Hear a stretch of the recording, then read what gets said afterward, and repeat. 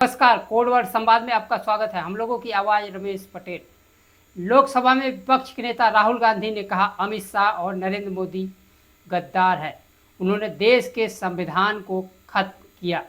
समय के साथ खबर पाने के लिए चैनल को सब्सक्राइब करें। नमस्कार, खबर विस्तार से। लोकसभा में विपक्ष के नेता राहुल गांधी ने कहा एक बार फिर प्रधानमंत्री नरेंद्र मोदी के रोने का समय आ रहा है।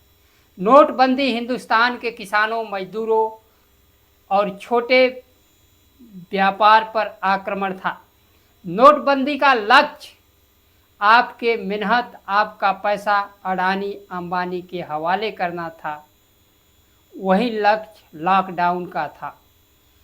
पब्लिक क्षेत्र को खत्म कर दिया गया। छोटी कंपनियां, किसानों को मार दिया गया। लाखों करोड़ का कर्जा अडानी अंबानी का माफ़ किया गया। बेरोजगारी को पूरे देश में फैला दी। अब आर्थिक तूफान आ रहा।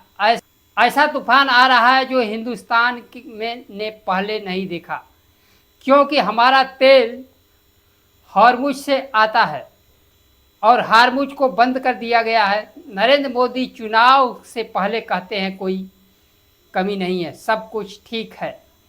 मैं 2 महीने से कह रहा हूँ, संसद में कहा, भाषणों में कहा, देखिए आर्थिक तूफान आ रहा है। किसानों, मजदूरों को चोट लगने वाली है। भारतीय जनता पार्टी के लोग मेरा मजाक उड़ाते हैं। नरेंद्र मोदी को जब करना था पिछले 3 महीने में आपकी सुरक्षा की आर्थिक दीवार खड़ी करनी थी, वो उन्होंने नहीं की।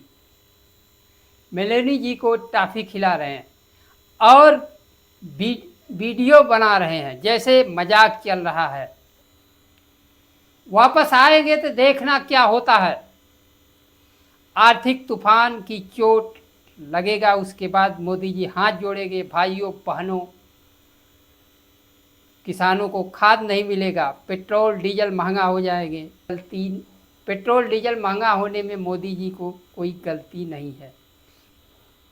मेरा कहना है प्रधानमंत्री का काम देश के रक्षा करने का है, अडानी अंबानी का नहीं। देश की रक्षा हमारा संविधान करता है, देश की संस्थाएं करती हैं, उसकी जिम्मेदारी इनकी जिम्मेदारी लोकतंत्र की रक्षा करने की है। मोदी जी ने पिछले 12 वर्ष में संविधान पर आक्रमण किए, सभी संस्थानों को नष्ट कर दिया।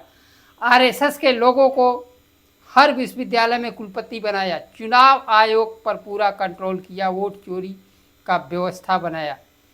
न्यायालय पर दबाव डालकर, डराकर अडानी अंबानी की पूरी मदद की। लेकिन अब मुश्किल के समय में अडानी अंबानी देश को नहीं बचा सकते। नरेंद्र मोदी देश को नहीं बचा सकते। अब सिर्फ हिंदुस्तान का किसान, मजदूर, हिंदुस्तान का युवा ही देश को बचा सकता है। लेकिन आप सबके हाथ इन्होंने बांध दिया है। जो आप पहले मेहनत करते थे, फैक्ट्रियों में काम करते थे, ये देश की स्ट्रेंथ थी, इन्होंने सबको खत्म कर दिया, बेच दिया है। अब मैं इनसे कहता हूँ टॉफ़ी बांटना बंद करो और एक्शन लेना शुरू करो। किसानों को खाद नहीं मिलने वाला है, खाद की सप्लाई की तैयारी करो। आपका दोस्त अंबानी हिंदुस्तान का तेल आज भी बाहर निर्यात कर रहा है। आज भी करोड़ों रुपए का तेल बाहर जा रहा है। ये तेल भारत की जनता को चाहिए। नरेंद्र मोदी, अमित शाह संविधान पर आक्रमण कर रहे हैं। वोट चोरी संविधान पर आक्रमण है। अडानी अंबानी को देश का पूरा धन देना संविधान पर आक्रमण है। देश के सभी विश्वविद्यालय में कुलपति आरएसएस का बैठाना संविधान पर आक्रमण है। चुनाव आयोग, न्यायालय पर कंट्रोल करना संविधान पर आक्रमण है। हिंदुस्तान की आवाज़ है जो संविधान पर आक्रमण करता है, उसे आप गद्दार कहोगे। इसलिए हमने खुलकर कहा नरेंद्र मोदी, अमित शाह संविधान पर आक्रमण कर रहे हैं। आरएसएस के लोग सुन लो, आपने कहा मुझे माफ़ी मांगनी चाहिए, माफ़ी नहीं मांगूंगा। फिर बोलूँगा, अमित शाह और नरेंद्र मोदी गद्दार हैं क्योंकि उन्होंने संविधान पर आक्रमण किया है। सुन लो, मैं तुम लोगों से नहीं डरता हूँ। संविधान हिंदुस्तान की जनता भी समझ गई है, जनता भी नहीं डरती है। देश के फैक्ट्रियां और संस्थान खत्म करने से सबसे बड़ी मार दलित, पिछड़े, आदिवासियों को लगी है। इनकी पहली नौकरी को वही देश के प्रधानमंत्री नरेंद्र मोदी ने बेच दी।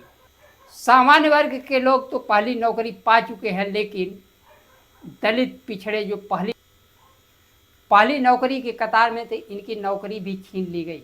यूजीसी की गाइडलाइन भी दलित, पिछड़े, आदिवासियों को मिला था, लेकिन वह भी अब न्यायालय में झूल रहा है। प्रधानमंत्री नरेंद्र मोदी का सबसे बड़ा आक्रमण दलित, पिछड़े के रोजगार और नौकरियों पर हुआ, जिसका कि आज राहुल गांधी ने एक ऐतिहासिक आवाज़ उठाई है अमेठी में। आज के लिए बस इतना ही। नमस्कार, जय संविधान।